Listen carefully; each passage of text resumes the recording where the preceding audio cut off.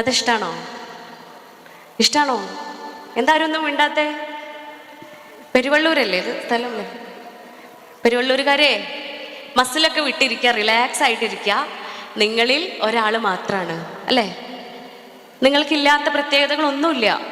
നിങ്ങളുടെ പോലെ മകളായും പെങ്ങളായും ഭാര്യയായും മരുമകളായും ഉമ്മയായും നാത്തൂനായും ചിലപ്പോൾ മൂത്തച്ചിയോ ഇളച്ചിയോ ഒക്കെ ആയി ഇങ്ങനെ ജീവിതം അഭിനയിച്ചു കൊണ്ടിരിക്കുന്ന ഒരു സ്ത്രീ മാത്രമാണ് അല്ലേ? നമ്മളൊക്കെ ഒരു തരം അഭിനയല്ലേ ജീവിതം അല്ലേ? നമ്മുടെ സിനിമയിലെ മികച്ച നടിയാവാനോ മികച്ച നടനാവേണമേ എന്നും ഇങ്ങനെ പ്രാർത്ഥിച്ചുകൊണ്ട് ജീവിക്കുന്ന നടീ നടന്മാരാണ് നമ്മളൊക്കെ. നാളെ ഒരു ദിവസം വരും, എൻ്റെ സിനിമയിലെ അല്ലെങ്കിൽ എൻ്റെ നാടകത്തിലെ മികച്ച നടിയെ അനൗൺസ് ചെയ്യപ്പെടും. മികച്ച നടനെ പ്രഖ്യാപിക്കുന്ന ദിവസം വരും. അന്ന് മികച്ച മകൾക്കുള്ള അവാർഡ് അതെനിക്ക് തന്നെ ലഭിക്കണമേ, മികച്ച പെങ്ങൾക്കും ഭാര്യയ്ക്കും മരുമകൾക്കുമുള്ള അവാർഡ് അതെനിക്ക് തന്നെ ലഭിക്കണമേ എന്ന് നമ്മൾ ഓരോരുത്തരും പ്രാർത്ഥിക്കാറുണ്ട് അല്ലേ? അതൊരു പക്ഷേ ഈ ഭൂമിയിലെ ജീവിതത്തിലാവില്ല. ഭൂമിക്കപ്പുറത്ത് മരണശേഷം നാം ഓരോരുത്തരും ആസ്വദിക്കാൻ പോകുന്ന ഒരു ലോകമുണ്ട്, പരലോകം. അവിടെ വെച്ചായിരിക്കാം ആ അവാർഡ് പ്രഖ്യാപിക്കുന്നത്. ആ അവാർഡിൽ വിജയിക്കുന്നവരായി തീരാൻ നമുക്ക് ഓരോരുത്തർക്കും സാധിക്കുമാറാവട്ടെ എന്ന് ആത്മാർത്ഥമായി പ്രാർത്ഥിക്കുകയാണ്. അതുകൊണ്ട് യാതൊരു പ്രത്യേകതകളും ഇല്ലാത്ത ഒരാൾ ഒരുമിച്ച് ചേർന്നിങ്ങനെ ഒരു കഥ പറയാണ്. കഥയും പാട്ടൊക്കെ ആയിട്ട് ഇങ്ങനെ പോവാം അല്ലേ? സീരിയസ് ആയിട്ടുള്ള വിഷയങ്ങളൊന്നും വേണ്ടല്ലോ. എന്തൊന്നും പറയാത്ത വേണോ? അപ്പൊ കഥയിൽ തന്നെ തുടങ്ങാം. ഒരിക്കല് ഒരു ഗുരുവിൻ്റെ അരികിൽ ചെന്നിട്ട് ഒരു പെൺകുട്ടി, ചെറിയൊരു പെൺകുട്ടിയാണ്. ആ പെൺകുട്ടി ചോദിക്കുകയാണ്, അല്ലയോ, ഞാൻ ഒരുപാടേറെ ആളുകളെ പരിചയപ്പെടാറുണ്ട്, എനിക്ക് ഒരുപാട് ആളുകളെ അറിയാം. എൻ്റെ കുടുംബത്തിലും എൻ്റെ വീട്ടിലും എൻ്റെ നാട്ടിലും ഞാൻ പഠിക്കുന്ന ഇടങ്ങളിലൊക്കെ ആയിട്ട് ഒരുപാടേറെ ആളുകൾ എൻ്റെ ജീവിതത്തിലൂടെ ഇങ്ങനെ കടന്നു പോകുന്നുണ്ട്. ഇങ്ങനെ കുറേയേറെ ആളുകളെ കണ്ടുമുട്ടുമ്പോൾ ഈ കുറേയേറെ ആളുകളിൽ ആരെയൊക്കെയാണ് നല്ലവരുള്ളത്, ആരെല്ലാമൊക്കെയാണ് ചീത്ത ആളുകൾ, ആരൊക്കെയാണ് ഞാൻ സ്നേഹിക്കേണ്ടത്, ആരെയൊക്കെയാണ് ഞാൻ എൻ്റെ ജീവിതത്തിൽ നിന്നും മാറ്റി നിർത്തേണ്ടത് അല്ലെങ്കിൽ അവിശ്വസിക്കേണ്ടത് എന്ന് എനിക്ക് പറഞ്ഞു തരാമോ എന്ന് ചോദിക്കുകയാണ് പെൺകുട്ടി. ഗുരു കുറച്ച് സമയം മൗനിയായിട്ട് ഇങ്ങനെ മിണ്ടാതെ ഇരിക്കുകയാണ്. അതിനുശേഷം ദൂരെയുള്ള ഒരു പൂന്തോട്ടത്തിലേക്ക് ഇങ്ങനെ വിരൽ ചൂണ്ടിയിട്ട് ആ കുട്ടിയുടെ അടുത്ത് പറയാണ്, അതാ അവിടെ ദൂരെ ഒരു പൂന്തോട്ടമുണ്ട്. ഭംഗിയുള്ള വിശാലമായ പൂന്തോട്ടമാണ്. മാത്രമല്ല പൂന്തോട്ടത്തിൽ കണ്ണിന് കുളിരേകുന്ന അനവധി പൂക്കളുണ്ട്. എല്ലാ പൂക്കളും ഒന്നിനൊന്ന് ഭംഗിയുള്ള പൂക്കളാണ്. ആ പൂന്തോട്ടത്തിൽ ചെന്നിട്ട് അവിടെയുള്ള ഏറ്റവും ഭംഗിയുള്ള കൂട്ടത്തിൽ ഏറ്റവും മനോഹരമെന്ന് നിനക്ക് തോന്നുന്ന പൂ പറിച്ച് എനിക്ക് സമ്മാനമായി നൽകിയാൽ അപ്പോൾ ഞാൻ പറയാം നീ ആരെ സ്നേഹിക്കണം, ആരെയെല്ലാം ജീവിതത്തിൽ നിന്നും മാറ്റി നിർത്തണം എന്ന്. കുട്ടിക്ക് സന്തോഷമായി. കാരണം എളുപ്പമുള്ള ടാസ്ക്കാണ്. ഓടിച്ചെന്ന് പൂന്തോട്ടത്തിൽ ചെന്നൊരു പൂ പറിച്ച് കൊണ്ടുവന്ന് കൊടുക്കേണ്ട പണിയേ ഉള്ളൂ. അവൾ ഓടിച്ചെന്നു പൂന്തോട്ടത്തിലെത്തി. ചെന്ന് നോക്കുമ്പോൾ മനോഹരമായ പൂന്തോട്ടമാണ്. ഒരുപാട് പൂക്കൾ ഇങ്ങനെ വിരിഞ്ഞു നിൽക്കുകയാണ്, ഭംഗിയുള്ള പൂക്കൾ. പൂന്തോട്ടത്തിലെത്തിയതും മുന്നിൽ തന്നെ കൂട്ടത്തിൽ ഏറ്റവും ഭംഗിയുണ്ട് എന്ന് തോന്നിപ്പിക്കുന്ന ആ പൂവിലേക്ക് അവളുടെ കണ്ണുകൾ ഉടയ്ക്കുകയാണ്. അവൾ ഓടിച്ചെന്ന് പൂവിനരികിലെത്തി. ഇത് തന്നെയാണ് ഗുരുവിന് സമ്മാനിക്കാനുള്ള ഏറ്റവും ഭംഗിയുള്ള പൂവ് എന്ന് മനസ്സിലാക്കി ആ പൂ പറിക്കാൻ വേണ്ടിയിട്ട് പതിയെ കുനിയാണ്. കുനിഞ്ഞ് പൂവിലേക്ക് ഇങ്ങനെ കൈ പോകുമ്പോൾ പെട്ടെന്നതാ ആ പൂവിൻ്റെ തൊട്ടു പിറകില് ആദ്യം കണ്ട പൂവിനേക്കാൾ ഭംഗിയുള്ള മറ്റൊരു പൂവ്. അവൾക്ക് വീണ്ടും സന്തോഷം കൂടി. കാരണം എന്താ, ആദ്യം കണ്ട പൂവിനേക്കാൾ രണ്ടാമത് കണ്ട പൂവിന് ഭംഗിയുണ്ടായിരുന്നു. ഉടനെ രണ്ടാമത് കണ്ട പൂവിലേക്ക് അവളുടെ കൈകൾ ഇങ്ങനെ നീളാണ്. പറിക്കാൻ ഒരുങ്ങുമ്പോൾ ആ പൂവിൽ നിന്നും 3-4 പൂക്കൾക്കിപ്പുറത്ത് മറ്റൊരു പൂവ് കണ്ടു. ആ പൂവിലേക്ക് ഒന്നും കൂടെ സൂക്ഷിച്ച് അവളൊന്ന് നോക്കിയപ്പോൾ അവൾക്ക് മനസ്സിലായി, ഈ നേരത്തെ കണ്ട 2 പൂക്കളെക്കാളും ഭംഗിയുണ്ടായിരുന്നു മൂന്നാമത് കണ്ട പൂവിന്. കുറച്ച് നടക്കാനുള്ളത് കൊണ്ട് ആ പൂവിലേക്ക് പതിയെ നടന്നു അരികിലെത്തി. പറിക്കാൻ ഒരുങ്ങുമ്പോൾ ആ പൂവിൽ നിന്നും കുറച്ച് പൂക്കൾക്കപ്പുറത്ത് അതിനേക്കാൾ മനോഹരമായ മറ്റൊരു പൂവ്. ഇങ്ങനെ ഓരോരോ പൂക്കളിലെത്തുമ്പോഴും ആ കാണുന്ന പൂക്കളേക്കാളും മനോഹരമായ മറ്റോരോ പൂക്കളെയും കണ്ട് ഓരോ പൂവിൽ നിന്നും നടന്നകന്നകന്ന് അവസാനം അവൾ ആ പൂന്തോട്ടത്തിൻ്റെ മറുമൂലയിലെത്താണ്. ഏറ്റവും അപ്പുറത്തെത്തി മറുമൂലയിലെത്തി നോക്കുമ്പോൾ അവിടെയുണ്ട് ഇക്കണ്ട അനേകം പൂക്കളേക്കാൾ ഭംഗിയുള്ള ഏറ്റവും അവസാനത്തെ പൂവ്. അവൾക്ക് സന്തോഷം പിന്നെയും പിന്നെയും ഇങ്ങനെ വർദ്ധിച്ചുകൊണ്ടിരിക്കുക. കാരണം എന്താ? ഏറ്റവും ഭംഗിയുള്ള പൂവാവണം ഗുരുവിന് സമ്മാനിക്കേണ്ടത്. ഒടുവിൽ കണ്ട പൂക്കളെ ഇങ്ങനെ പറിക്കാൻ വേണ്ടി ആ തണ്ടിലേക്ക് അവളുടെ കൈകൾ ചെന്ന് പതിയെ ഇറുക്കാൻ ഒരുങ്ങുമ്പോൾ പെട്ടെന്ന് മനസ്സിലേക്കൊരു ചിന്ത വരികയാണ്. അവൾ ഓർക്കുകയാണ്, അല്ല, ഈ കണ്ട പൂക്കളെക്കാളും ഒക്കെ ഭംഗി ഉണ്ടായിരുന്നില്ലേ ആദ്യം കണ്ട പൂവ്? പൂന്തോട്ടത്തിലേക്ക് എത്തിയ സമയത്ത് എൻ്റെ കൺകളിൽ ഉടഞ്ഞ ഒരു പൂവുണ്ടായിരുന്നു. ആ പൂവായിരുന്നില്ലേ ഈ കണ്ട പൂക്കളെക്കാളും എല്ലാം മനോഹരം എന്ന ചിന്തയിൽ ആ പൂക്കളെ എല്ലാം ഉപേക്ഷിച്ച് അവൾ ഓടി വരികയാണ് ആദ്യം കണ്ട പൂവിലേക്ക്. ഓടി ഓടി ആദ്യം കണ്ട പൂവിലെത്തി. പൂ പറിക്കാൻ വേണ്ടി പൂവിലേക്ക് ഇങ്ങനെ കുനിയുമ്പോൾ കണ്ട കാഴ്ച എന്താണെന്നറിയാമോ? അത്രയേറെ സമയത്തെ വെയിലിൻ്റെ ചൂടേറ്റ് ആ പൂ വാടിപ്പോയിട്ടുണ്ടായിരുന്നു.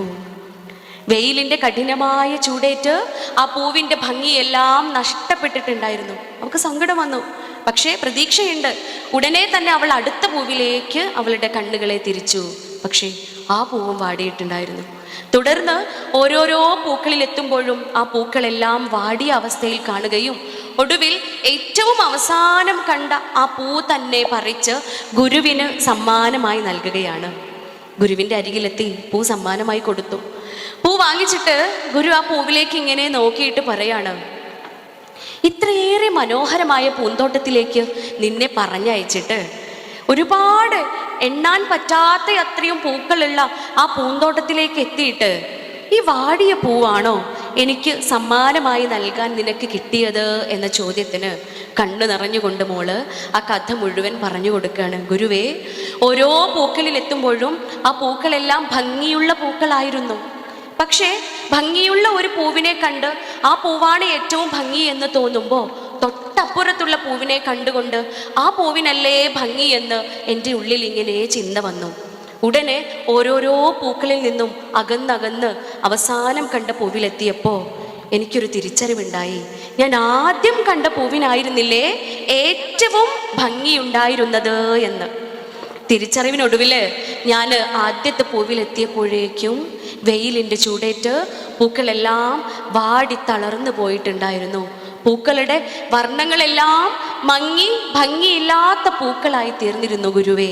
അതുകൊണ്ട് ഈ പൂവാണ് സമ്മാനമായി എനിക്ക് ലഭിച്ചത് എന്ന് പറയാണ്. ഗുരു പൂ സ്വീകരിച്ച് പൂവിനെ ഇങ്ങനെ മാറ്റിവെച്ച് ആ കുട്ടിയെ ചേർത്ത് പിടിച്ചിട്ട് കുഞ്ഞിന് പറഞ്ഞു കൊടുക്കുകയാണ്, മോള് ആദ്യം ചോദിച്ച ചോദ്യത്തിനുള്ള ഉത്തരവും ഇത് തന്നെയാണ്. നാം മനുഷ്യർ നമ്മുടെ തീരുമാനപ്രകാരമല്ലാതെ ജനിച്ചവരാണ്, അല്ലേ?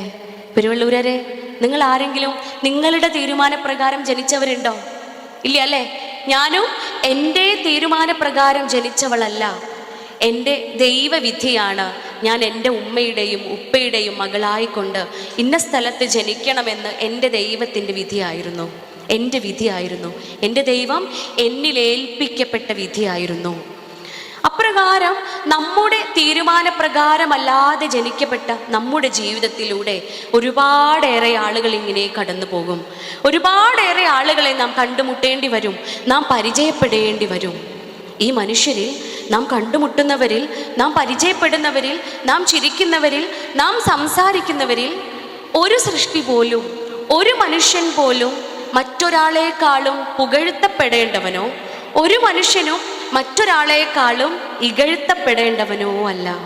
എല്ലാവരും ഈ കണ്ട പൂക്കളെ പോലെ ഭംഗിയുള്ളവരാണ്. എല്ലാവരുടെയും മനസ്സ് ഈ കണ്ട പൂക്കളെ പോലെ ഭംഗിയുള്ളതും നന്മ നിറഞ്ഞതുമാണ്. അതുകൊണ്ട് എല്ലാവരെയും സ്നേഹിക്കുവാനും ചേർത്ത് പിടിക്കുവാനും പഠിക്കുക എന്നതായിരുന്നു ഗുരു നൽകിയ ഏറ്റവും വലിയൊരു പാഠം. ഇന്ന് നമ്മളിങ്ങനെ ഒരുമിച്ച് കൂടുമ്പോൾ നോക്കൂ, വ്യത്യസ്ത കുടുംബങ്ങളിൽ നിന്നും വന്നു ചേർന്നിട്ടുള്ള ഒരുപാട് പേരാണ് ഇവിടെ ചേർന്നിട്ടുള്ളത്. ഞാൻ എൻ്റേതെന്ന് പറയുന്ന എൻ്റെ കുടുംബത്തിൽ നിന്നും വന്നവളാണ്. നിങ്ങൾ ഓരോരുത്തരും നിങ്ങളുടേത് മാത്രം എന്ന് നാം ഓരോരുത്തരും സ്വകാര്യമായി അഹങ്കരിക്കുന്ന നമ്മുടെ കുടുംബങ്ങളിൽ നിന്നും വന്ന് ഇങ്ങനെ ഒത്തുകൂടിയവരാണ്, കൂടിച്ചേർന്ന് ഇരിക്കുന്നവരാണ്. ഇവിടെ ആരും ഒരുപക്ഷെ രക്തബന്ധത്തിലുള്ളവരാവില്ല, ആരും ഒരുപക്ഷെ സഹോദരി സഹോദരന്മാരായിക്കൊള്ളണമെന്നില്ല, ഒരുപക്ഷെ അയൽപക്കക്കാർ പോലും ആയിക്കൊള്ളണമെന്നില്ല. പക്ഷേ അള്ളാഹുവിൻ്റെ സൃഷ്ടികളാണ്, മനുഷ്യന്മാരാണ്. നമ്മുടെ ജീവിതത്തിൽ നാം കണ്ടുമുട്ടേണ്ടവരും പരിചയപ്പെടേണ്ടവരും ബന്ധങ്ങൾ നിലനിർത്തേണ്ടവരുമാണ്. എല്ലാവരും നന്മ നിറഞ്ഞവരുമാണ്, എല്ലാവരും ഭംഗിയുള്ളവരുമാണ്. അതുകൊണ്ട് തന്നെ എൻ്റെ കൂടെയുള്ളവരെ ചേർത്ത് പിടിക്കുവാനും സ്നേഹിക്കുവാനും ഇൻഷാ അല്ലാ നാം ഇവിടുന്ന് പോയി കഴിഞ്ഞാലും ഈ ഒത്തുകൂടലെല്ലാം അവസാനിപ്പിച്ച് നമ്മൾ പോവൂല്ലേ? ഇവിടെ തന്നെ ഇരിക്കുമോ? ഈ ഗ്രൗണ്ടിൽ തന്നെ കിടന്നുറങ്ങാൻ പറ്റുമോ? ഇല്ല. എനിക്കിവിടെ ഇരിക്കുമ്പോഴും നിങ്ങളോട് സംവദിക്കുമ്പോഴും നമ്മളിങ്ങനെ കൂടി ചേരുമ്പോഴും മനസ്സിലൊരാഗ്രഹമാണ്, എല്ലാം അവസാനിപ്പിച്ച് എല്ലാ ചർച്ചയ്ക്കും ഒടുവിൽ എന്നെ കാത്തിരിക്കുന്ന എൻ്റെ കുടുംബമുണ്ട്, എൻ്റെ ഇണയും എൻ്റെ മക്കളും എൻ്റെ മാതാപിതാക്കളുമുണ്ട്, എൻ്റെ സമാധാന കൂട് അവിടെയുണ്ട്. ഒരു പക്ഷേ ആ സമാധാന കൂടിനപ്പുറത്ത് എല്ലാ സുഖലോലുപതകളും നിറഞ്ഞ, എല്ലാ ആഡംബരങ്ങളും നിറഞ്ഞ ഒരു ബംഗ്ലാവ് ഉണ്ടെങ്കിലും, അല്ലെങ്കിൽ ഒരു കൊട്ടാരമുണ്ടെങ്കിലും, ഒരു റിസോർട്ട് ഉണ്ടെങ്കിലും, എൻ്റെ കുടിൽ എന്ന് പറയുന്ന 4 ചുമരുകളും മഴയിൽ നിന്നും വെയിലിൽ നിന്നും മാത്രം എന്നെ സംരക്ഷിക്കുന്ന ഒരു മേൽക്കൂരയും മാത്രമുള്ള ഒരു കുടിലാണ് എൻ്റെ ഇടമെങ്കിലും ആ ഇടങ്ങളിൽ ചെന്ന്, ആ ഇടത്തിൽ ചെന്ന് ആൻറ്റി ഡിപ്രസൻസിൻ്റെയും ഉറക്ക ഗുളികയുടെയും സ്ലീപ്പിംഗ് പിൽസിൻ്റെയും സഹായമില്ലാതെ എനിക്ക് ഉറങ്ങാൻ സാധിക്കുന്നുവെങ്കിൽ നമുക്ക് ഓരോരുത്തർക്കും പറയാം, അൽഹംദുലില്ലാ, എൻ്റെ സമാധാനക്കൂട് ആ കുടിൽ തന്നെയാണ്. ആഡംബരങ്ങളൊന്നും തന്നെ ഇല്ലാത്ത ആ കുടിൽ തന്നെയാണ് എൻ്റെ സമാധാനക്കൂട് എന്ന് നമുക്ക് വിശേഷിപ്പിക്കാം. നോക്കൂ, സ്വർഗത്തിൽ മനുഷ്യപിതാവ് ആദം നബി അലൈഹി അസ്സലാത്തു വസ്സലാമയുടെ നിർമ്മിതി സംഭവിച്ചു കൊണ്ടിരിക്കുക. അതിനിടയിൽ അള്ളാഹുവിനോട് കുടുംബബന്ധം വന്ന് ചോദിക്കുകയാണ്. കുടുംബബന്ധം അള്ളാഹുവിൻ്റെ അരികിൽ വന്ന് ചോദിക്കുകയാണ്, അള്ളാഹുവേ, എന്നെ വിച്ഛേദിക്കപ്പെടുന്ന, എന്നെ മുറിക്കപ്പെടുന്ന അവസ്ഥ ഉണ്ടാവുമോ എന്ന്. അള്ളാഹു കുടുംബ ബന്ധത്തിനോട് പറയാണ്, ഒരിക്കലുമില്ല. നിന്നെ വിച്ഛേദിക്കുന്നവരോടൊപ്പം, നിന്നെ വിച്ഛേദിക്കുന്നവരോട് ഞാനും ബന്ധം വിച്ഛേദിക്കുമെന്നും, നിന്നെ മുറിച്ചു കളയുന്നവരോട് ഞാനും ബന്ധം മുറിച്ചു കളയുമെന്നും ഞാനിവിടെ പറയുകയാണ് എന്നതായിരുന്നു അള്ളാഹുവിൻ്റെ മറുപടി. നോക്കൂ, നാം ഓരോരുത്തരും വിശ്വാസികളാണ്, പരിശുദ്ധ ഇസ്ലാം ഉൾക്കൊണ്ടുകൊണ്ട് ജീവിക്കുന്നവരാണ്. ഇവിടെ എന്താണ് കുടുംബ ബന്ധത്തിൻ്റെ പ്രാധാന്യമെന്ന് അങ്ങ് സ്വർഗലോകത്തിൽ നിന്നും നമ്മിലേക്ക് വർഷിക്കപ്പെടുകയാണ് അള്ളാഹു. പരിശുദ്ധ ഖുർആനിൽ നാം ഓരോരുത്തരോടും, എന്നോടും, നിങ്ങൾ ഓരോരുത്തരോടും ഉണർത്തുന്നുണ്ട്, നിങ്ങൾ മനുഷ്യർ അള്ളാഹുവിനെ സൂക്ഷിക്കുക. നമുക്കറിയാം, നമ്മൾ ഓരോരുത്തരും അള്ളാഹുവിനെ സൂക്ഷിച്ച് ജീവിക്കുന്നവരാണ്. തെറ്റുകൾ ചെയ്യാതെ നന്മകൾ ചെയ്തുകൊണ്ട് തിന്മകളിൽ നിന്നും ഇറങ്ങി ഓടിക്കൊണ്ട് നന്മകളിലേക്ക് ഇങ്ങനെ അടുത്തുകൊണ്ട് അള്ളാഹുവിനെ സൂക്ഷിച്ചും സ്നേഹിച്ചും ജീവിക്കുന്നവരാണ്. അതുകൊണ്ട് തന്നെ ആ വാക്കിൽ പ്രാധാന്യമുണ്ട് എന്ന് നാം നമ്മുടെ ഉള്ളിൽ ഇങ്ങനെ ചിന്തിക്കാറുണ്ട് അല്ലേ? തീർച്ചയായും അള്ളാഹുവിനെ സൂക്ഷിച്ച് ജീവിക്കണം എന്ന് പറയുന്നതോടൊപ്പം 4-ാം അധ്യായത്തിൽ ആ വാക്കിനോടൊപ്പം ചേർത്ത് വീണ്ടും ഉണർത്തുകയാണ്, നിങ്ങൾ അള്ളാഹുവിനെ സൂക്ഷിക്കുകയും കുടുംബ ബന്ധത്തെ സൂക്ഷിക്കുകയും ചെയ്യുക. അള്ളാഹു ഓരോ നിമിഷവും നിങ്ങളെ നിരീക്ഷിച്ചു കൊണ്ടിരിക്കുന്നവനാണ്. സുബ്ഹാനല്ലാഹ്. നോക്കൂ, അള്ളാഹുവിനെ സൂക്ഷിക്കാൻ പറയുന്നതിനോടൊപ്പം ചേർത്ത് പറയുകയാണ്, നിങ്ങൾ കുടുംബ ബന്ധത്തെയും സൂക്ഷിക്കുക. അള്ളാഹു ദൈവം നാം ഓരോരുത്തരെയും നിരന്തരം നിരീക്ഷിച്ചു കൊണ്ടിരിക്കുകയാണ്. എന്നെ നിരീക്ഷിക്കുന്ന എൻ്റെ നാഥനോടൊപ്പം ജീവിക്കുമ്പോൾ, എൻ്റെ കണ്ഠനാളത്തേക്കാളും എന്നോട് അരികിൽ നിൽക്കുന്ന, ഓരോ നിമിഷവും എന്നെ ഇങ്ങനെ നിരീക്ഷിച്ചു കൊണ്ടിരിക്കുന്ന എൻ്റെ നാഥനോടൊപ്പം ഇരിക്കുമ്പോൾ ഞാൻ ചിന്തിക്കേണ്ടതുണ്ട്, എൻ്റെ ഓരോ ശ്വാസത്തിലും എൻ്റെ ഓരോ ചിന്തയിലും എൻ്റെ ബന്ധങ്ങളെക്കുറിച്ച്, എൻ്റെ കുടുംബ ബന്ധങ്ങളോട് ഞാൻ കാണിക്കുന്ന ബാധ്യതകൾ എന്തെല്ലാമാണ്. നാളെ ചോദ്യം ചെയ്യപ്പെടുന്ന ദിവസം വരുമ്പോൾ ഇസ്ലാം വീണ്ടും നമ്മെ പഠിപ്പിക്കുക, നമ്മൾ ഓരോരുത്തരും ചോദ്യം ചെയ്യപ്പെടും. എന്തിനെ കുറിച്ചാണ്? ഹേ മനുഷ്യരെ, നിങ്ങൾ ഓരോരുത്തരും ഉത്തരവാദിത്തങ്ങൾ ഏൽപ്പിക്കപ്പെട്ടവരാണ്. ആ ഉത്തരവാദിത്തങ്ങളെ കുറിച്ച് നാളെ നിങ്ങൾ ചോദ്യം ചെയ്യപ്പെടുകയും ചെയ്യുമെന്ന് പറയുമ്പോൾ, ഹേ മനുഷ്യരായ ആണിനോടും പെണ്ണിനോടും വീണ്ടും വീണ്ടും എടുത്തു പറയുകയാണ്, നിങ്ങൾ പുരുഷന്മാർ ഭാര്യ സന്താനങ്ങളുടെയും മാതാപിതാക്കളുടെയും ബാധ്യതകൾ ഏൽപ്പിക്കപ്പെട്ടവരാണ് എങ്കിൽ നമ്മൾ സ്ത്രീകൾ, ഞാനും നിങ്ങളും ഒക്കെ നമുക്ക് എടുത്ത് ഓരോ വ്യക്തികളെ പറയുന്നതിന് പകരം നിങ്ങൾ ഓരോരുത്തരും, നാം സ്ത്രീകൾ അവരുടെ ഭർതൃഗൃഹത്തിൻ്റെ അധിപകളാണ് എന്നാണ് പരിശുദ്ധ ഇസ്ലാം പഠിപ്പിക്കുന്നത്. നോക്കൂ, ചെറിയ പണിയല്ല അല്ലേ തന്നത്? ആണോ? ചെറിയ പണിയാണോ? പെരുവള്ളൂരാരെ, നിങ്ങൾ എന്തെങ്കിലും അന്തം വിട്ടിരിക്കണ്? മനസ്സിലാവണില്ലേ പറയണത്? ചെറിയ പണിയാണോ നമുക്ക് തന്നത്? ആണുങ്ങൾക്ക് ചെറിയ പണിയല്ലേ കൊടുത്തത്? ആരൊക്കെയുള്ളൂ ബാധ്യതയില്? മാതാപിതാക്കളും ഭാര്യാ സന്താനങ്ങളും. പക്ഷെ നമ്മക്കോ ഭർതൃഗൃഹത്തിൻ്റെ അധിപയാക്കി വെക്കുകയാണ് ചെയ്തത്.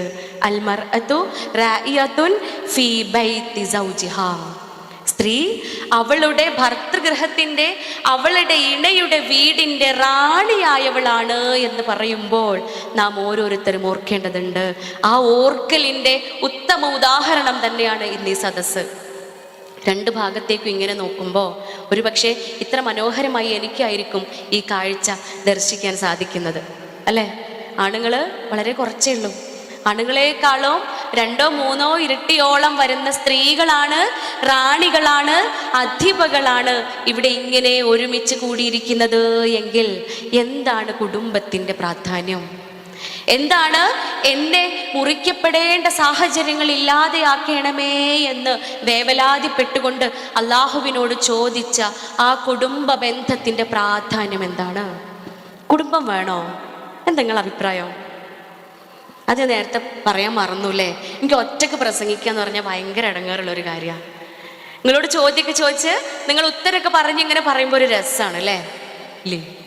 രസമുണ്ടോ? അപ്പൊ എന്തിനാ കുടുംബം വേണോ? കുടുംബം വേണോ? പിന്നെന്താ വേണമെന്ന് പറയാനൊരു മടി? ഒരു ദിവസമെങ്കിലും അതിനൊന്ന് മാറിക്കാൻ പറ്റിയാലേ? അങ്ങനെയാ? അങ്ങനെ വിചാരിക്കണവരുണ്ടോ? കുറച്ച് നേരെങ്കിലും അതിനൊന്ന്, ചിലപ്പോഴൊക്കെ എന്ന്. ഇനിയിപ്പോൾ ഞാൻ തുടരേണ്ടതുണ്ടോ? ചിലപ്പോഴൊക്കെ എന്ന് പറയുമ്പോൾ ഞാനിനി തുടരണോ? പറയാം അല്ലേ? ചിലപ്പോഴൊക്കെ എന്ന് പറയുന്നത് എന്തുകൊണ്ടാണെന്നറിയോ? ആ മിസ്സിങ് അറിയാൻ വേണ്ടിയിട്ടാ. നമ്മൾ മാറി നിൽക്കുമ്പോൾ ഒരു മിനിറ്റ് അല്ലെങ്കിൽ അരമണിക്കൂർ നമ്മൾ നമ്മുടെ വീട്ടിൽ നിന്നും മാറി നിൽക്കുമ്പോൾ ഉയരുന്ന കുറേ പേരുകളുണ്ട്. എടി നീ എവിടെ? ആദ്യത്തെ ചോദ്യം. ഉമ്മ നിങ്ങളെവിടെ? രണ്ടാമത്തെ ചോദ്യം. താത്ത നിങ്ങളെവിടെ? മൂന്നാമത്തെ ചോദ്യം. അമ്മായി നിങ്ങളെവിടെ? നാലാമത്തെ ചോദ്യം. ഇങ്ങനെ തുടങ്ങിയിട്ട് നേരത്തെ പറഞ്ഞ നമ്മൾ ഇങ്ങനെ അഭിനയിച്ചു കൊണ്ടിരിക്കുന്ന ഓരോ വേഷങ്ങൾക്കും ഓരോ പേരുകളുണ്ട്. ആ പേരുകളിട്ട് വിളിച്ചുകൊണ്ട് നമ്മുടെ നാമങ്ങൾ ഇങ്ങനെ മുഴക്കേ കേട്ടുകൊണ്ടിരിക്കും. അരമണിക്കൂർ മാറി നിന്നാൽ മതി. കാരണം എന്താ? അരമണിക്കൂർ മാറി നിൽക്കുമ്പോഴത്തേന് മാറി നിൽക്കാത്ത ചിലരുണ്ട് വീട്ടിൽ. ആ വീട്ടുകാർ ഇരുട്ടത്താവും. അവർ ഇരുട്ടത്ത് അങ്ങോട്ടും ഇങ്ങോട്ടും തപ്പും, തട്ടിത്തടഞ്ഞ് ചിലപ്പോൾ വീണ് പോയേക്കും. കാരണം വെളിച്ചം എവിടെയാ? വെളിച്ചം എവിടെയുള്ളത്? കുറച്ച് സമയം വിട്ടു നിൽക്കാൻ വേണ്ടിയിട്ട് നിങ്ങൾ പറഞ്ഞില്ലേ ചിലപ്പോഴൊക്കെ തോന്നലുണ്ടെന്ന്. കുറച്ച് സമയം മാറി നിൽക്കാൻ വേണ്ടിയിട്ട് ട്രിപ്പ് പോയതാ അല്ലേ? എന്ത് ട്രിപ്പാ അപ്പോൾ നടക്കല്? ഇപ്പം ഏറ്റവും കൂടുതൽ നടക്കുന്ന ട്രിപ്പ് എന്താ? ഗേൾസ് ട്രിപ്പ് അല്ലേ? ഗേൾസ് അല്ലാത്ത വിമൻസാ പോവലെന്നുണ്ടെങ്കിലും പറയണത് എന്താ? വിമനാണ് പോവുക അല്ലേ? പെണ്ണുങ്ങളാണ് ഏറ്റവും കൂടുതൽ പോണത്. ട്രിപ്പിന്റെ പേരെന്താ? ഐ പെരുവള്ളൂരാ, നിങ്ങളെന്താ ഒന്നും അറിയാത്ത പോലെ. ട്രിപ്പിന്റെ പേരെന്താ? ഗേൾസ് ട്രിപ്പ് അല്ലേ? പെൺകുട്ടികൾ മാത്രമുള്ള ട്രിപ്പ്. ആ ട്രിപ്പ് പോയി കുറച്ച് സമയം അവിടുന്ന് മാറി നിൽക്കുമ്പോൾ കുറേ സമയം മാറി നിൽക്കാനാണോ നമുക്ക് തോന്നാറ്? അല്ല, വൈകുന്നേരം ഇങ്ങനെ ഇരുട്ടിത്തുടങ്ങുമ്പോൾ, സൂര്യൻ ഇങ്ങനെ അസ്തമനത്തിനൊരുങ്ങി നിൽക്കുമ്പോൾ ഉള്ളിൽ വരുന്ന ഒരു ചിന്തയുണ്ട് അല്ലേ? പഠിച്ചോനെ ഇനി എപ്പോഴാണ് അവ പുരയ്ക്കെത്തുക? വീട്ടിലേക്ക് എത്തണമല്ലോ, കൂടണയണമല്ലോ, എൻ്റെ സമാധാന കൂടിലേക്ക് എനിക്ക് എത്തണമല്ലോ എന്ന ഒരു പ്രാർത്ഥന ഉണ്ടാവാറുണ്ട്. ഉള്ളിൻ്റെ ഉള്ളിലൊരു ആദി ഉണ്ടാവാറുണ്ട്. അത് തന്നെയാണ് ഓരോ സ്ത്രീകളും. ആ വെളിച്ചം ഇൻഷാ അല്ലാഹ് നമ്മൾ ഇവിടെ നിന്നും പിരിഞ്ഞ് ആ ഇടങ്ങളിലേക്ക് എത്തുമ്പോൾ നമ്മുടെ പ്രകാശത്തിന് വേണ്ടി കാത്തു നിൽക്കുന്നവരിലേക്ക് ആ പ്രകാശത്തിൻ്റെ, ആ വെളിച്ചത്തിൻ്റെ പ്രകാശം കുറച്ചുകൂടി വർദ്ധിപ്പിച്ചുകൊണ്ട് അവരിലേക്ക് ചൊരിയുവാൻ എനിക്കും നിങ്ങൾക്കും സാധിക്കുമാറാവട്ടെ എന്ന് ആത്മാർത്ഥമായി പ്രാർത്ഥിക്കുകയാണ്. ചോദ്യത്തിന് നിങ്ങൾ ഇനി ഉത്തരം പറഞ്ഞില്ല. കുടുംബം വേണോന്ന്? വേണല്ലേ? കുടുംബം വേണമെന്നല്ല നിങ്ങൾക്കൊക്കെ തോന്നുന്നത്. പക്ഷെ എനിക്ക് തോന്നുന്ന കുടുംബം വേണ്ടാന്ന്. അതെന്തുകൊണ്ടാണെന്നറിയോ? നമ്മൾ ഒരു കാര്യം തന്നെ കുറേ സമയം കേട്ടാലേ പിന്നെ നമുക്ക് എന്താ തോന്നുക? അത് എന്നെ ചുറ്റും കേൾക്കണ പോലെ തോന്നൂലേ? തോന്നൂലേ? തോന്നും. ഒരു കാര്യം തന്നെ ഒരുപാട് തവണ ഇങ്ങനെ കേട്ടുകൊണ്ടിരുന്നാല് രാവിലെ മുതൽ വൈകുന്നേരം വരെ ഒന്ന് തന്നെ കേൾക്കുക. വൈകുന്നേരം ആകുമ്പോഴേ എൻ്റെ കാതുകളിൽ, എൻ്റെ ഓൾഫാക്ടറി നെർവ്സിൽ, എൻ്റെ ചെവിയിൽ നിന്നും ശബ്ദം ഇങ്ങനെ തലച്ചോറിലേക്ക് എത്തുന്ന നെർവാണ് ഓൾഫാക്ടറി നെർവ്. ആ നെർവിൽ ഒരു പക്ഷേ എനിക്ക് കേൾക്കുന്നത് എന്താ? ആ സാധനം തന്നെ ആയിരിക്കും. ഞാൻ രാവിലെ മുതൽ വൈകുന്നേരം വരെ ക്ലിനിക്കിൽ കേൾക്കുന്നത് എന്താണെന്നറിയോ? എന്താ? കുടുംബം വേണ്ട, കുടുംബം വേണ്ട, ബന്ധങ്ങൾ വേണ്ട, കല്യാണം കഴിക്കേ വേണ്ട. കല്യാണം കഴിച്ചാലല്ലേ കുടുംബം ഉണ്ടാവുള്ളൂ, അല്ലേ? അതുകൊണ്ട് കല്യാണമേ വേണ്ട എന്ന് പറയുന്ന ഒരു ജനറേഷനിലേക്ക് കുടുംബം വേണോ എന്ന് ചോദിക്കുമ്പോൾ ഇന്ന് നിങ്ങൾ എന്ന് പറയുന്നുണ്ടെങ്കിൽ ഇവിടെ കൂടിയത് മുഴുവനും കുടുംബിനികളാണ്. ഇവിടെ കൂടിയത് മുഴുവനും നാം ഉമ്മമാരാണ്. ഇവിടെ കൂടിയത് മുഴുവനും മരുമക്കളോ നാത്തൂന്മാരോ ആണ്. ഒരു പക്ഷേ വീട്ടിലുള്ള നമ്മുടെ മക്കളോട്, എൻ്റെ മകനോടും നമ്മുടെ മകളോടും നമ്മുടെ കൗമാരക്കാരോടും പോയി ചോദിച്ചു നോക്കാം, കുടുംബം വേണോന്ന്. ഒരെന്താ പറയാ? വേണ്ട. പക്ഷേ ഉണ്ടല്ലോ, മനസ്സിലാക്കിയെടുത്തൊരു കാര്യം എന്താണെന്നറിയോ? എൻ്റെ ക്ലിനിക്കിലേ സങ്കടം പറയാനാണല്ലോ ആൾക്കാർ വരിക, അല്ലേ? സന്തോഷം പറയാൻ വരുണ്ണിയാളെ വരൂല. പലപ്പോഴും ആഗ്രഹിക്കാറുണ്ട് സന്തോഷം പറയാൻ ആരെങ്കിലുമൊക്കെ വന്നെങ്കിൽ. കല്യാണം പറയാനും കൂടി ആരും ക്ലിനിക്കൊക്കെ കയറി വരൂല. കാരണം എന്താ? സൈക്കോളജി ക്ലിനിക്കാണ്, ഡോക്ടറാണെന്ന് കേൾക്കുമ്പോൾ തന്നെ ആ വഴിക്ക് പോണവരൊന്ന് സ്പീഡിൽ ഓടും. പഠിച്ചോനെ മാനസിക രോഗിയാക്കുമോ എന്ന് വിചാരിച്ചിട്ട്, അല്ലേ? അപ്പൊ സങ്കടം പറയാൻ മാത്രമാണ് ക്ലിനിക്ക് ആളുകൾ വരിക, സന്തോഷം പറയാൻ വരൂല. ഈ സങ്കടം പറയാൻ വരുന്ന ആളുകള് അവരുടെ വിഷമങ്ങൾ പങ്കുവെച്ച് അതിനുള്ള ഉത്തരം ഒരുമിച്ച് ഇങ്ങനെ ചേർന്ന് നിന്നുകൊണ്ട് ആ ഉത്തരങ്ങളിലേക്ക് എത്തുവാനും പ്രയാസപ്പെട്ട് സങ്കടപ്പെട്ട് കണ്ണുനീരൊഴുക്കിയ ആളുകൾ വരാറുണ്ട്. ഈ വരുന്ന ആളുകളൊന്നും അവരുടെ കൂട്ടുകാരുടെ കൂടെയല്ല വരാറുള്ളത്. ഈ വരുന്ന ആളുകളൊന്നും അവരുടെ സംഘടനക്കാരുടെയോ പാർട്ടിക്കാരുടെയോ നാട്ടുകാരുടെയോ കൂടെയല്ല വരാറുള്ളത്. ഈ വരുന്ന ആളുകളെല്ലാം സങ്കടം പറയാനും അതിന് ഒരു സൊല്യൂഷൻ കണ്ടെത്താനും ഒടുവിൽ സമാധാനത്തിലേക്ക് എത്തിച്ചേരുവാനും വരാറുള്ളത് അവരുടെ കുടുംബങ്ങളുടെ കൂടെയാണ്. അതിനർത്ഥം നാം വേദനിക്കുമ്പോൾ, നാം ഇങ്ങനെ തളർന്നു പോകുമ്പോൾ, വഴുതി ഇങ്ങനെ വീഴാൻ ഒരുങ്ങുമ്പോൾ വഴുതരുതേ എന്ന് പറഞ്ഞ് കൈ പിടിച്ചുകൊണ്ട് ഉയർത്തിക്കൊണ്ടുവരാൻ, അരുതേ എന്ന് പറഞ്ഞുകൊണ്ട് താങ്ങി നിർത്തുവാൻ, തോളോട് തോള് ചേർത്ത് പിടിച്ചുകൊണ്ട് ഞാനുണ്ട് കൂടെ എന്ന് പറയുവാൻ നമ്മുടെ കുടുംബങ്ങളാണ് ഉണ്ടാവാറുള്ളത്. വിഷമിക്കുന്ന സമയത്ത്, വേദനിക്കുന്ന സമയത്ത് നമ്മോട് ചേർത്ത് നിർത്താൻ, നമ്മോട് ചേർന്ന് നിൽക്കാൻ നമ്മുടെ കുടുംബങ്ങളാണ് ഉണ്ടാവാറുള്ളത് എന്ന് 6 വർഷത്തെ അനുഭവം ഓരോ ദിവസവും രാവിലെ മുതൽ വൈകുന്നേരം വരെ ഇങ്ങനെ പഠിപ്പിച്ചു കൊണ്ടിരിക്കുന്ന ഒരു കാര്യമാണ്. അത് തന്നെയാണ് കുടുംബ ബന്ധത്തിനുള്ള പ്രാധാന്യവും. അതുകൊണ്ടാണല്ലോ മനഃശാസ്ത്രത്തിൻ്റെ പിതാവ് എന്നറിയപ്പെടുന്ന സിഗ്മണ്ട് ഫ്രോയിഡ് മഹാനായ വ്യക്തിയാണ്. അദ്ദേഹം 1700ഓളം കുടുംബങ്ങളിൽ നടത്തിയ ഒരു പഠന റിപ്പോർട്ട് ഇപ്രകാരമാണ്: മനുഷ്യന് മാനസികപരമായി ബുദ്ധിമുട്ടുകൾ അനുഭവിക്കുമ്പോൾ, മനസ്സിന് പ്രയാസങ്ങളും ബുദ്ധിമുട്ടുകളും അസ്വാസ്ഥ്യതകളും അനുഭവിക്കുന്ന ആളുകളുടെ മനസ്സിൻ്റെ ബുദ്ധിമുട്ടുകൾക്ക്, മനപ്രയാസങ്ങൾക്ക്, മനോരോഗങ്ങൾക്ക് 75% കാരണവും അവരുടെ കുടുംബ ബന്ധങ്ങളിൽ ഉണ്ടാവുന്ന വിള്ളലുകളാണ്. അവരുടെ കുടുംബ ബന്ധങ്ങൾക്കുള്ളിൽ ഉണ്ടാവുന്ന ഊഷ്മളതയുടെ കുറവാണ്.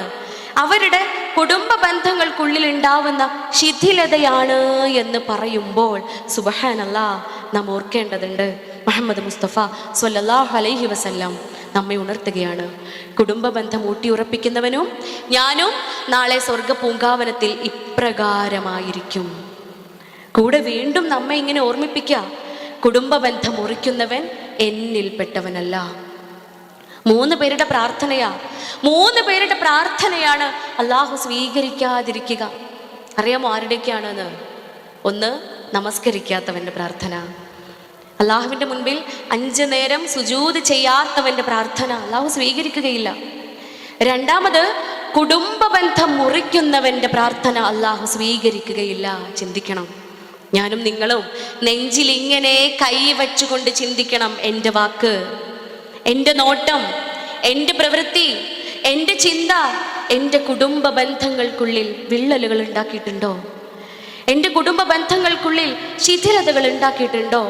ഓർക്കുക, സുജൂദിൽ കിടന്ന് കരഞ്ഞ് കേണിട്ടും കാര്യമില്ല, കരഞ്ഞ് അള്ളാഹുവിനെ വിളിച്ചിട്ടും കാര്യമില്ല. അള്ളാഹു നമ്മുടെ പ്രാർത്ഥന കേൾക്കുക പോലും ചെയ്യുകയില്ല എന്ന് പറയുമ്പോൾ മൂന്നാമത്തെ ആള് ഹറാം കഴിക്കുന്നവനാണ്, ഹറാം പ്രവർത്തിക്കുന്നവനാണ്. ഈ ഗണത്തിൽ നാം ഓരോരുത്തരും പെടാതിരിക്കണമേ എന്ന് യാതൊരു ശാസ്ത്രത്തിൻ്റെയും പിൻബലമില്ലാതെ, ഒരു കുടുംബത്തെയും എടുത്ത് പഠനം നടത്താതെ, തികച്ചും ഇല്ലിറ്ററേറ്റ് ആയിരുന്ന, അക്ഷരജ്ഞാനം പോലും ഇല്ലാതിരുന്ന നമ്മുടെ മുത്ത് മുഹമ്മദ് മുസ്തഫ സ്വല്ലല്ലാഹു അലൈഹി വസല്ലം നമ്മെ ഉണർത്തുകയാണ്. നിങ്ങൾ ബന്ധങ്ങൾ ഊഷ്മളമാക്കുക. വർഷങ്ങൾക്കിപ്പുറം മെഡിക്കൽ സയൻസ് തെളിയിക്കുകയാണ്, കുടുംബ ബന്ധങ്ങൾക്കുള്ളിലുള്ള ശിഥിലതയാണ് മാനസിക രോഗങ്ങൾക്ക് കാരണം എന്ന്. 75% ആളുകളുടെയും മാനസിക രോഗങ്ങൾക്ക് കാരണമെന്ന് പറയുമ്പോൾ ഈ കാലഘട്ടത്തിലേക്ക് ഏറ്റവും പ്രസക്തമായ ഒരു പഠന റിപ്പോർട്ടാണ് നമ്മിലേക്ക് വന്നിട്ടുള്ളത്. കാലഘട്ടം ഏതാ മാറിയില്ലേ? ഇതാ കാലം. ഇത് ഏതാണ്യാളെ കാലങ്ങൾ ജീവിക്കണ കാലല്ലേ? ഞാനും നിങ്ങളൊക്കെ ജീവിക്കുന്ന കാലമല്ലേ? ഈ കാലത്തിനൊരു പേരുണ്ട്. എന്ത് യുഗമാണ്? ഓ, ഞാൻ ഞെട്ടുന്നൊക്കെ പറഞ്ഞ് എന്നെ ഇങ്ങോട്ട് കൊണ്ടുവന്നിട്ട് എന്നോട് പറഞ്ഞു പെരുവള്ളൂർക്ക് വന്നാ ഡോക്ടർ നിങ്ങൾ ഞെട്ടുന്ന്. ഞാൻ ഞെട്ടിക്കണ്ടേ? ഞെട്ടിക്കണ്ടേ? ഞാൻ ഞെട്ടിച്ചോളി. എന്താ യുഗത്തിന്റെ പേരെന്താ? കലിയുഗോ? അതാരെ പറഞ്ഞു കലിയുഗന്ന്? കലിയുഗൊന്നും അല്ല തന്നെയാളേത്. ഇത് ഏതാ കാലം? ന്യൂ ജനറേഷൻ യുഗം. ന്യൂ ജനറേഷൻ യുഗം എന്ന് പറഞ്ഞാൽ പുതിയ വരുന്ന എല്ലാ തലമുറകളും അത് ഏത് കാലഘട്ടത്തിലും ന്യൂ ജനറേഷൻ തന്നെയാ. ഈ യുഗത്തിന് വേറൊരു പേരുണ്ട്. എന്താ? ഒന്നും കൂടെ ട്രൈ ചെയ്ത് നോക്കി. നിർത്തിയോ? 2 പ്രാവശ്യങ്ങളൊക്കെ ട്രൈ ചെയ്യലുള്ളൂ. സൈബർ യുഗം. ചിലരൊക്കെ പറഞ്ഞു സൈബർ യുഗം അല്ലെങ്കിൽ കമ്പ്യൂട്ടർ യുഗം അല്ലേ? പക്ഷെ ഉണ്ടല്ലോ, അതും കഴിഞ്ഞ്. സൈബർ യുഗം കഴിഞ്ഞു, കമ്പ്യൂട്ടർ യുഗം കഴിഞ്ഞു. ഈ യുഗത്തിന്റെ പേരെന്താണെന്നറിയോ? റോബോട്ടിക്സ് യുഗം എന്നാ. നിങ്ങൾക്കൊരു കാര്യം അറിയോ? അടുത്ത തവണ നമ്മൾ KMCC ഇങ്ങനൊരു പ്രോഗ്രാം കണ്ടക്ട് ചെയ്ത് നിങ്ങളൊക്കെ ഇങ്ങനെ കൂടി നിൽക്കുമ്പോഴേ ഇവിടെ ക്ലാസ് എടുക്കാൻ വരെ ഡോക്ടർ ഫർഹാൻ ഔഷാദ് ഒന്നും അല്ല. ആരാ? റോബോട്ടുകാരും. ഇവിടെ ക്ലാസ് എടുക്കുന്നത് റോബോട്ടുകളായിരിക്കും. അതിലുപരി ഒരു പക്ഷെ നിങ്ങൾ ഇങ്ങനെ ഒരുമിച്ച് കൂടിയിരിക്കുക പോലും ചെയ്യൂല. എല്ലാവരും അവരവരുടെ വീടുകളില്, നമ്മുടെ ബെഡ്റൂമുകളില്, നമ്മുടെ സ്വസ്ഥമായ അവസ്ഥകളിൽ ഇരുന്നു കൊണ്ട് നിങ്ങളൊക്കെ ഇങ്ങനെ ഒത്തുകൂടിയിട്ട് മനോഹരമായ ക്ലാസ്സുകൾ അങ്ങ് അമേരിക്കയിലോ അന്റാർട്ടിക്കയിലോ ഒക്കെ ഉള്ള സ്കോളേഴ്സ് നിങ്ങളുടെ മുമ്പിൽ ക്ലാസ് എടുക്കും. ഇപ്പോഴും ക്ലാസ് എടുക്കുന്നുണ്ട്, പക്ഷേ with the help of screen ആണ് അല്ലേ? സ്ക്രീനുകളിലാണ് ഇപ്പോൾ നമ്മൾ ക്ലാസ് കേൾക്കാറ്. ഒരു പക്ഷേ അടുത്ത വർഷം നിങ്ങൾ ക്ലാസ് കേൾക്കുന്നത് വിത്തൗട്ട് സ്ക്രീൻ ആയിരിക്കും. അവിടെ മുൻപിൽ മൊബൈൽ ഫോണുകളോ കമ്പ്യൂട്ടേഴ്സോ ലാപ്ടോപ്പുകളോ ഗാഡ്ജറ്റ്സോ തുടങ്ങിയ ഒരു സ്ക്രീനും നിങ്ങൾക്ക് മുമ്പിൽ ഉണ്ടാവില്ല. പക്ഷേ ഈ വായുവിൽ ഇങ്ങനെ മനുഷ്യൻ നിന്നുകൊണ്ട് ക്ലാസ് എടുക്കുന്നത് നാം അറിയും. അവരെ തൊടാൻ പറ്റൂല എന്ന് മാത്രം. That is what is called metaverse. ശാസ്ത്രലോകത്തിൻ്റെ അതിനൂതനമായ കണ്ടുപിടുത്തമാണ് മെറ്റാവേഴ്സ്. ആ മെറ്റാവേഴ്സിൻ്റെ കാലഘട്ടത്തിലാണ് നമ്മൾ ജീവിക്കുന്നത്.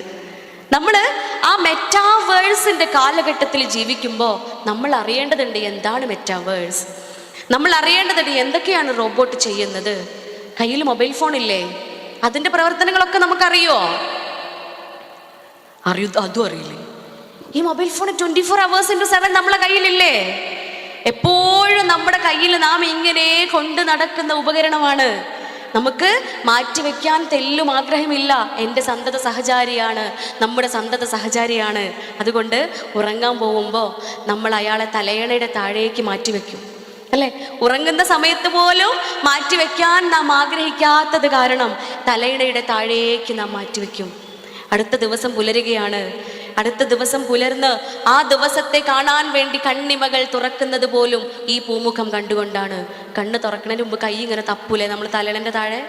ഇല്ലേ? ഇന്നലെ വെച്ചാൾ അവിടെ തന്നെ ഇല്ലേ എന്ന് തപ്പി നോക്കി ആളെ കയ്യിലെടുത്ത് ആ വെളിച്ചം കണ്ടുകൊണ്ടാണ് ആ സൂര്യൻ്റെ പ്രകാശം കാണുന്നതിനു മുൻപേ നാം ഉണരുന്നത്. അത്ര പോലെ നമുക്ക് മാറ്റിവെക്കാൻ സാധിക്കാത്ത ആളാണ് മൊബൈൽ ഫോൺ. ഇതിന് ടെക്നിക്സ് കംപ്ലീറ്റ് നിങ്ങൾക്ക് അറിയോ? പിന്നെ എന്തുകൊണ്ടാ ഇന്ന് ക്ലിനിക്കിൽ വന്ന ഉമ്മ പോലും പറഞ്ഞത്, ഡോക്ടറെ എൻ്റെ ക്ലിനിക്കിൽ എൻ്റെ മൊബൈൽ ഫോണിൽ യാതൊരു ആപ്ലിക്കേഷനും ഇല്ല, എൻ്റെ മൊബൈൽ ഫോണിൽ ഒരു ആപ്ലിക്കേഷനും ഇല്ല. പക്ഷേ ആപ്ലിക്കേഷൻ ഇല്ലാത്ത ഫോണിൽ കൂടെ 40 പേരോടാണ് മകൾ ചാറ്റ് ചെയ്തുകൊണ്ടിരിക്കുന്നത്. എന്തുകൊണ്ടാണ് അത് പറഞ്ഞത്? എന്തുകൊണ്ടാണ് അങ്ങനെ ഒരു മറുപടി പറഞ്ഞത്? ഒരു പക്ഷേ ഈ പുതുയുഗത്തിൽ ജീവിക്കുമ്പോഴും മെറ്റാവേഴ്സിന്റെ കാലഘട്ടത്തിൽ ജീവിക്കുമ്പോഴും നമ്മുടെ കുടുംബത്തിനുള്ളിൽ ഇങ്ങനെ താമസിക്കുമ്പോഴും അവിടെ സംഭവിക്കുന്നത്, മക്കളുടെ ചിന്തകള്, നമ്മുടെ ലോകം അവരിലേക്ക് എത്തിച്ചു കൊടുക്കുന്ന ഓരോ ചിന്തകളെ കുറിച്ചും നാം മനസ്സിലാക്കുന്നില്ല. അത് തന്നെയാണ് ഇന്നത്തെ ഈ ഒത്തുകൂടലിൻ്റെ, ഈ കൂടിച്ചേരലിൻ്റെ ഏറ്റവും വലിയ പ്രാധാന്യമെന്ന് പറയുന്നത്. നമുക്കറിയാം ഓരോ കുടുംബവും ഉണ്ടാകുന്നത്, കുടുംബം എന്ന് വെച്ചാൽ എന്താ? കുടുംബോ നിങ്ങളൊക്കെ പറയും മുമ്പ് ഉണ്ടാവണതാണെന്ന്. പക്ഷെ ഞാൻ എപ്പോഴും കേൾക്കൽ എന്താണെന്നറിയോ? കൂടുമ്പോ ബോംബ് പൊട്ടണതാണെന്ന്. അപ്പൊ ഇതെന്താണെന്നറിയോ? ഒരിക്കലും ഇതിങ്ങനെ ഞാൻ പറഞ്ഞപ്പോഴേ ബോംബാണോ പൊട്ടലെന്ന് ചോദിച്ചപ്പോൾ ഒരാൾ എഴുന്നേറ്റ് നിന്നിട്ട് പറയാണ്, അല്ല ഡോക്ടറെ ഞങ്ങളൊക്കെ പറയല് കൂടുമ്പോ ഇമ്പുണ്ട് എന്ന് തന്നെയാ, ഇതെന്തത്തെ നിങ്ങൾ മാത്രം ബോംബ് പൊട്ടാന്ന് കേൾക്കണത് എന്ന്. അത് നേരത്തെ പറഞ്ഞ ഉത്തരം തന്നെയാണ് അവിടെയും പറയാനുള്ളത്. ദിവസവും രാവിലെ 6 മണി മുതൽ, അല്ലെങ്കിൽ രാവിലെ ക്ലിനിക്ക് തുടങ്ങി ആദ്യത്തെ കേസ് അറ്റൻഡ് ചെയ്യുന്നത് മുതൽ വൈകുന്നേരം ക്ലിനിക്ക് അടയ്ക്കുന്നത് വരെ കേൾക്കുന്നത് എന്താ? കൂടുമ്പോൾ പൊട്ടുന്ന ബോംബാണ്. കൂടുമ്പോൾ പകരുന്ന ഇമ്പത്തെയല്ല. സ്വാഭാവികമായും കൂട്ടത്തിൽ ഇങ്ങനെ ചേർന്ന് നിന്നുകൊണ്ട് കൂടുമ്പോൾ പകരുന്ന ഇമ്പമാണ് കുടുംബമെന്ന് നാം ഓരോരുത്തരും പറയുമ്പോൾ ഒറ്റയ്ക്കിരുന്ന് ചിന്തിക്കുക, എൻ്റെ കുടുംബത്തിൽ ആ ഇമ്പമുണ്ടോ? അതിനു വേണ്ടിയാണ്, ആ ഇമ്പം പകരുന്ന കുടുംബമായി തീരുവാൻ വേണ്ടിയാണ്, ആ ഇമ്പം പകരുന്ന കുടുംബത്തിൽ നിന്നും ആ ഇമ്പത്തെ എപ്രകാരം തന്നെ അതേ അർത്ഥത്തിലും ആഴത്തിലും ഹൃദയത്തിലേക്ക് ഇങ്ങനെ എടുക്കുവാൻ വേണ്ടി തന്നെയാണ് പരിശുദ്ധ ഖുർആൻ പറയുന്നത്, നിങ്ങൾ പരസ്പരം ആനന്ദിക്കുവാനും ആഹ്ലാദിക്കുവാനും സംതൃപ്തി അടയുവാനും വേണ്ടി നിങ്ങളെ ഞാൻ ഇണകളാക്കി സൃഷ്ടിച്ചിരിക്കുന്നു. നമുക്കറിയാം ഓരോ കുടുംബവും ഉണ്ടാവുന്നത് വിവാഹം എന്ന് പറയുന്ന പവിത്രമായ കർമ്മത്തിലൂടെയാണ്. നിക്കാഹ് എന്ന് പറയുന്ന തനാഖഹത്തുൽ അഷ്ജാർ എന്ന അറബി വാക്കിൽ നിന്നും ഉണ്ടായ വാക്കാണ് നിക്കാഹ്. വേർപിരിക്കാൻ പറ്റാത്ത രൂപത്തിൽ കെട്ടുപിണഞ്ഞു കിടക്കുന്ന മരച്ചില്ലകൾ എന്നാണ് തനാഖഹത്തുൽ അഷ്ജാറിന്റെ അർത്ഥം. ഓർത്തു നോക്കൂ നിങ്ങൾ. സുബ്ഹാനല്ലാഹ്, പരിശുദ്ധ ഖുർആനിന്റെ മാസ്മരികത. ആണിനെയും പെണ്ണിനെയും ശരീരം കൊണ്ടും ചിന്തകൾ കൊണ്ടും വികാരവിചാരങ്ങൾ കൊണ്ടും എല്ലാം തികച്ചും വ്യത്യസ്തരായ ആ 2 പേരെ യാതൊരു സാമ്യതകളും ഇല്ലാത്ത രാവിനോടും പകലിനോടും ഉപമിക്കപ്പെട്ടിരിക്കുകയാണ്. രാത്രി പോലെ പകലിനെ പോലെ രാത്രിയും പകലും തമ്മിലുള്ള ബന്ധം എന്താ? രാത്രി പോകുമ്പോൾ പകൽ വരും, പകൽ പോകുമ്പോൾ രാത്രി വരും. ഇതാണ് അവർ തമ്മിലുള്ള ബന്ധം? ഇല്ല. ഇവർ തമ്മിൽ യാതൊരു ബന്ധവും ഇല്ല എന്നതാണ് അവർ തമ്മിലുള്ള ബന്ധം. ആ രാവിനോടും പകലിനോടും ഉപമിക്കപ്പെട്ട വ്യത്യസ്തരായ 2 പേര് പരസ്പരം ആനന്ദിക്കുവാനും ആഹ്ലാദിക്കുവാനും സംതൃപ്തി അടയുവാനും ഇണയാക്കപ്പെട്ടു എന്ന് പറയുമ്പോൾ ഇണകളോടാണ് പരിശുദ്ധ ഖുർആൻ പറയുന്നത്. ഇണകളിലേക്ക് തരുന്ന വാഗ്ദാനമാണ്. നോക്കൂ, ജെൻഡർ ഈക്വാലിറ്റിക്ക്, ലിംഗസമത്വത്തിന് ഇത്രയേറെ മധുര മനോഹരമായ മറ്റൊരു ഉദാഹരണം എവിടെയാണുള്ളത്? ആണിനോട് മാത്രമല്ല പറയുന്നത്, ആണിനോട് മാത്രമായിക്കൊണ്ട് നീ വിവാഹം കഴിച്ച് ആനന്ദിക്കുക, ആഹ്ലാദിക്കുക, സംതൃപ്തി അടയുക എന്ന് പറയുന്നില്ല. മെയിൽ ഷോവനിസം അവിടെ കാണിക്കുന്നില്ല. ഇനി ഫെമിനിസം കാണിക്കുന്നുണ്ടോ നോക്കാം നമുക്ക്. സ്ത്രീയോട് നീ വിവാഹം കഴിച്ചുകൊണ്ട് ആനന്ദിക്കുകയും ആഹ്ലാദിക്കുകയും സംതൃപ്തി അടയുകയും ചെയ്യുക എന്ന് പറയുന്നില്ല. പക്ഷേ ഇണകളോടാണ് പറയുന്നത്. പരിശുദ്ധ ഇസ്ലാം മതം സുബ്ഹാനല്ലാഹ്, ഇണകളാക്കപ്പെട്ടവരാണ് നമ്മൾ. ഇണകളാണ്. ഇണകൾ സൗജി എന്ന വാക്കാണ് പറയുന്നത്. സൗജിന്റെ അർത്ഥം എന്താണെന്നറിയോ നിങ്ങൾ? ചവച്ചരയ്ക്കപ്പെട്ടത് എന്നാ. അറബി ഭാഷയിൽ ചവച്ചരയ്ക്കപ്പെട്ടത് എന്ന് അർത്ഥം വരുന്ന വാക്കാണ് സൗജ്. അല്ലെങ്കിൽ മണ്ണിലേക്ക് ഇഴകിച്ചേർന്ന വെള്ളം എന്നാണ് സൗജിനർത്ഥം. മണ്ണിലേക്ക് ഇറ്റു വീണ വെള്ളത്തെ തിരിച്ചെടുക്കാൻ പറ്റുമോ? ഒരു ഗ്ലാസ് വെള്ളം അല്ലെങ്കിൽ ഒരു ബക്കറ്റ് വെള്ളം മണ്ണിലേക്ക് വീണു, മണ്ണിലേക്ക് ഒഴുകാണ്. ആ വെള്ളത്തെ മണ്ണിൽ നിന്നും തിരിച്ചെടുക്കാൻ നമുക്ക് സാധ്യമല്ല. കഴിക്കുന്ന ഭക്ഷണത്തിൽ നിന്നും ചിക്കൻ ബിരിയാണി കഴിച്ചാൽ അതിൽ ചവച്ചരച്ച് കഴിഞ്ഞാൽ ചവച്ചരയ്ക്കപ്പെട്ട ആ ഭക്ഷണത്തിൽ നിന്നും ചോറ് വേറെ, കറി വേറെ, ഉപ്പേരി വേറെ എന്ന് വേർപിരിക്കാൻ നമുക്ക് സാധ്യമല്ല. അതുപോലെ ഇഴകിച്ചേരേണ്ടവരാണ് എന്ന് പരിശുദ്ധ ഖുർആൻ വാഗ്ദാനം നൽകുമ്പോൾ നാം ഓർക്കേണ്ടതുണ്ട്. എന്താണ് ഈ ആനന്ദത്തിൻ്റെയും ആഹ്ലാദത്തിൻ്റെയും സംതൃപ്തിയുടെയും പ്രാധാന്യം? ഒരുപക്ഷെ ഈ കാലഘട്ടം തന്നെയാണ്. നാം ഓരോരുത്തരും ജീവിക്കുന്ന ഈ ആർട്ടിഫിഷ്യൽ ഇൻ്റലിജൻസിൻ്റെ കാലഘട്ടമാണ്. AI കാലഘട്ടത്തിൽ ജീവിക്കുമ്പോൾ അത് തന്നെയാണ് ഈ വചനങ്ങൾക്ക് ഏറ്റവും പ്രാധാന്യം നൽകുന്ന കാലഘട്ടവും. കാരണം ആ സംതൃപ്തിയിലാണ്, ആ സമാധാനത്തിലും ആ ആശ്വാസത്തിലുമാണ് ആ കണ്ണിയിൽ നിന്ന് ഉടലെടുക്കുന്ന, സ്വർഗത്തിൽ നിന്ന് ഉടലെടുക്കുന്ന മനോഹരമായ ബന്ധമാണ് ദാമ്പത്യബന്ധം. ആ ബന്ധത്തിൽ നിന്നും വിരിയുന്ന അതിനേക്കാൾ മനോഹരമായ പൂക്കളാണ് നമ്മുടെ മക്കൾ.